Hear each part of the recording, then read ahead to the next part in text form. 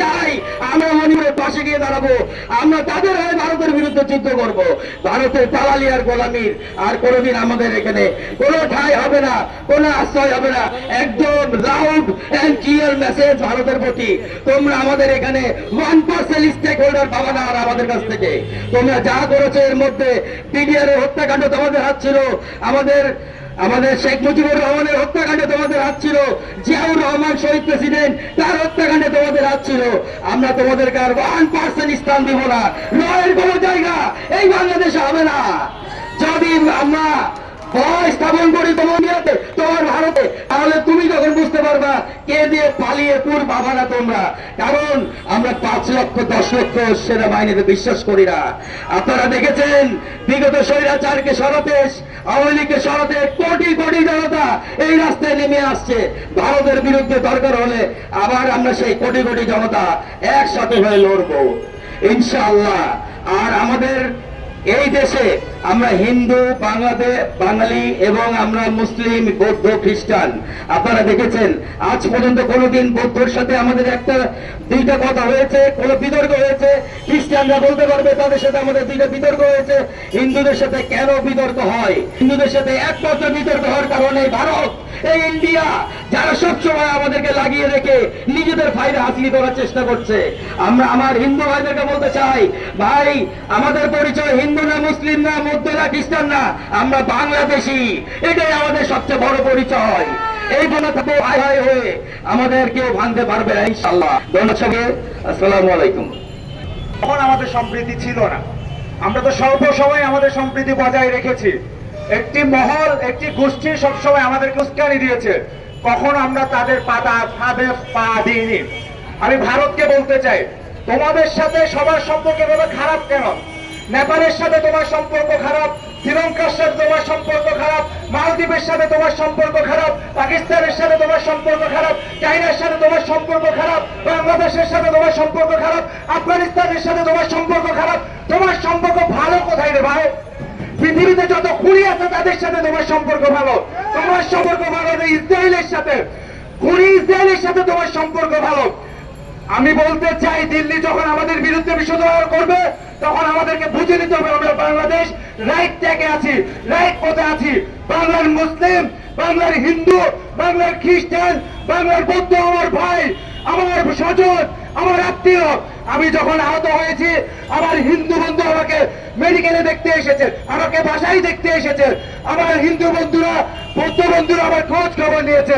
তাহলে আমাদের বিরুদ্ধে এভাবে প্যাচ ঘুরতে আমি কে লাগালো? কারা এসব করছে? এই ইন্ডিয়া আমাদের ভালো দেখতে চাই না। আমাদের যত নেতা আছে তাদেরকে, এই আমাদের জাতীয় নেতা ছিল যারা, তাদেরকে গুটনামি করে ষড়যন্ত্র করে তাদেরকে হত্যা করেছে। জাতীয়তাবাদী দল বিএনপিকে আমি ধন্যবাদ দিতে চাই। তারা গতকাল যে ঐতিহাসিক স্টেটমেন্ট দিয়েছে তাদের প্রতি কৃতজ্ঞতা। আপনারা আমাদের অগ্রজ, আপনাদের থেকে আমরা শিখি।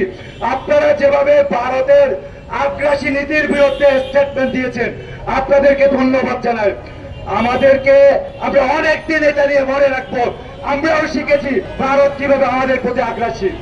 আমরা ভারতের ভাইদের বিরুদ্ধে নয়, ভারতের আপমর জনসাধারণের বিরুদ্ধে। আমরা ভারতের পররাষ্ট্রনীতি, বাংলাদেশের প্রতি যে আগ্রাসী পররাষ্ট্রনীতি আছে সেই আগ্রাসী পররাষ্ট্রনীতির বিরুদ্ধে। নেপালে তো হিন্দু আছে, তারপরে শ্রীলঙ্কায় হিন্দু আছে, ওই শ্রীলঙ্কার সাথে তো আমাদের বাঁধে না, নেপালের সাথে আমাদের বাঁধে না, শুধু কেন ভারতের সাথে বাঁধে? যে দিল্লিতে খুনি রয় সে দিল্লি আমাদের বন্ধু কিভাবে হয়? আমরা 18 কোটি জনতা লাঠি মেরে হাসিনাকে বিতাড়িত করেছি, সেই দিল্লি তাকে আশ্রয় দিয়েছে। তাহলে দিল্লি আমাদের বন্ধু কি হয়? দিল্লি আমাদের কোন শত্রু? দিল্লি আমাদের বিরুদ্ধে বারংবার ষড়যন্ত্র করে যাচ্ছে। আমাদের হিন্দু ভাইদেরকে আজকে বলা হচ্ছে আমরা নাকি হিন্দু ভাইদের ঘর জ্বালিয়ে দিচ্ছি, তাদের মন্দির ভেঙে ফেলছি। কারা কি করছে সব স্পষ্ট। এখন সে আদিমকালের না, ক্যামেরার চোখ, মোবাইলের চোখ, মুহূর্তের মুহূর্তে সবকিছু বের হয়ে যাচ্ছে। অতীত স্বৈরাচারকে আমি বলতে চাই, যারা আমার ভাইয়েরা এখন আসো, তোমাদের নেতারা তোমাদেরকে রেখে ভাগে গেছে, পলাই গেছে।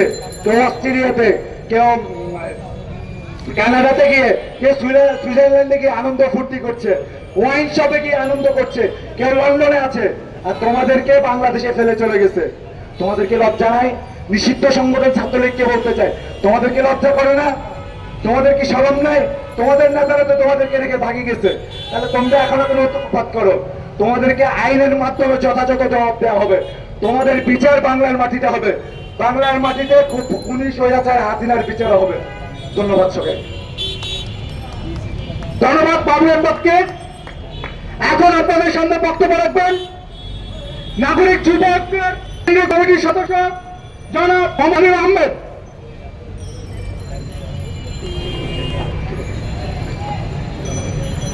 সম্প্রতি বাংলাদেশ, আমি ছোটবেলায় যখন ক্লাস 3-তে পড়ি তখন আমরা হিন্দু বন্ধুদের সাথে মুসলিম, আমি যে গ্রামে বসবাস করি সেখানে খুবই মুসলমান আমরা কমই ছিলাম, হিন্দুরা বেশি ছিল।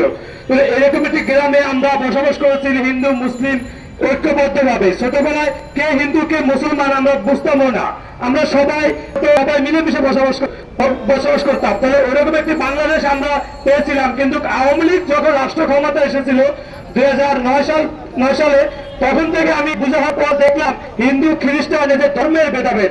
ছোটবেলায় আমি সেটা বুঝি এবং 8 সালের আগ পর্যন্ত আমি এই ধর্মের ভেদাভেদটা তেমন ভাবে দেখি নাই। যখনই দেখলাম যে শেখ হাসিনা রাষ্ট্র ক্ষমতা আসার পর এই ধর্মের ভেদাভেদটা বাংলাদেশে বেড়ে গেছে। আসলে বাংলাদেশকে একটা হিন্দু রাষ্ট্র হিসাবে শেখ হাসিনা ঘোষণা করতে চেয়েছিল, সেই জন্য এদেশে একটা হিন্দুদের একটা চক্রান্তে, ভারতীয় চক্রান্তের মধ্যে দিয়ে বাংলাদেশকে একটা হিন্দু রাষ্ট্র তৈরি করতে চেয়েছিল শেখ হাসিনা। আপনি দেখবেন আওয়ামী লীগ পালিয়ে ভারতে আশ্রয় নিয়েছে, মানে আওয়ামী লীগের আরেকটি আশ্রয়স্থল হচ্ছে ভারত। মানে বাংলাদেশের শত্রু যারা, ভারতের বন্ধু তারা। ভারতে যারা আছে সবাই বাংলাদেশের শত্রু। দেখবেন শেখ হাসিনা পালিয়ে পৃথিবীর কোথাও জায়গা দেয় না, ভারত দিয়েছে। কারণ আওয়ামী লীগ দিয়ে আর শেখ হাসিনাকে দিয়ে বাংলাদেশের উপর ভারত যে নির্যাতন চালিয়েছিল, বাংলাদেশের উপর ভারত যে খবরদারি করতেছিল, বাংলাদেশের উপর ভারত যে জুলুম করতেছিল, সেটা পুরোটাই হচ্ছে আওয়ামী লীগ আর শেখ হাসিনার দ্বারা। তাহলে আওয়ামী লীগ আর শেখ হাসিনাকে যদি পুরোপুরি নিঃশেষ না করা যায়, তাহলে ভারতের হাত থেকে বাংলাদেশ কখনোই মুক্তি পাবে না।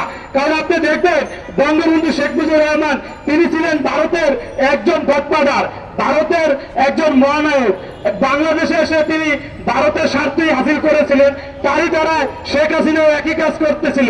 তাহলে আওয়ামী লীগকে যদি নিঃশেষ না করা যায়, আওয়ামী লীগকে যদি ব্যান না করা যায়, তাহলে কখনই এই ভারতের হাত থেকে বাংলাদেশকে মুক্ত করতে পারবেন না। আপনারা দেখবেন ভারত সবসময় একটা চক্রান্তের মধ্য দিয়ে বাংলাদেশকে দাবি রাখতে চায়। ভারত সবসময় চায় যে বাংলাদেশ উন্নত কোনো রাষ্ট্রের দিকে, যে উন্নত কোনো রাষ্ট্র যে না হতে পারে। কারণ বাংলাদেশ যদি এগিয়ে যায় তাহলে ভারত দেখবেন মাথা ব্যথা। কারণ ভারত সবসময় চায় আমরা বাংলাদেশের উপর দাদাগিরি করবো, এশিয়ার মধ্যে আমরাই দাদা থাকবো। কিন্তু আসলে বাংলাদেশের জনগণ জানে, তারা রক্ত দিতে জানে, তারা যুদ্ধ করতে জানে। ভারত যে হুঙ্কার, যে দাবিদারি দেখাতে চায়, বাংলাদেশের জনগণ সেটা মেনে নেবে না। আমি বলে দিতে চাই, বাংলাদেশের প্রতিটি যুবক আজকে সামরিক ট্রেনিং দেওয়া উচিত। কারণ যে কোনো মুহূর্তে ভারত আমাদের উপর গেরিলা আক্রমণ করতে পারে, যে কোনো মুহূর্তে ভারত আমাদের উপর যুদ্ধ শুরু করে দিতে পারে। কারণ ভারত এখন খুবই একটা সিচুয়েশন খারাপ, যে কোনো মুহূর্তে ভারতের হাতে আমরা আমাদের বাংলাদেশের মাটিতে এসে পড়তে পারে। তাই সে মুহূর্তে আমাদের প্রতিটি যুবককে সামরিক ট্রেনিং এ উপযুক্ত করতে হবে। তাদেরকে ট্রেনিং দিয়ে একজন যুদ্ধ নায়ক হিসাবে গড়ে তুলতে হবে। যদি আপনি বাংলাদেশের জনগণ প্রতিটি যাদের বয়স 18 থেকে 35, তাদেরকে অতি দ্রুত সামরিক ট্রেনিং দিয়ে এমন একজন যুদ্ধ নায়ক হিসাবে গড়ে তুলতে হবে। কারণ ভারত যে কোনো মুহূর্তে বাংলাদেশের মাটিতে তারা রুখে দিয়ে বাংলাদেশের মাটিতে তারা হামলা চালাতে পারে। সে হামলা প্রতিহত করতে হলে আমাদেরকে সতর্ক অবস্থায় থাকতে হবে এবং ভারতকে বুঝিয়ে দিতে হবে বাংলাদেশের জনগণ কখনো ভারতের ক্ষমতায় মেনে নেবে না। আমি আমার বক্তব্য শেষ করছি। ধন্যবাদ।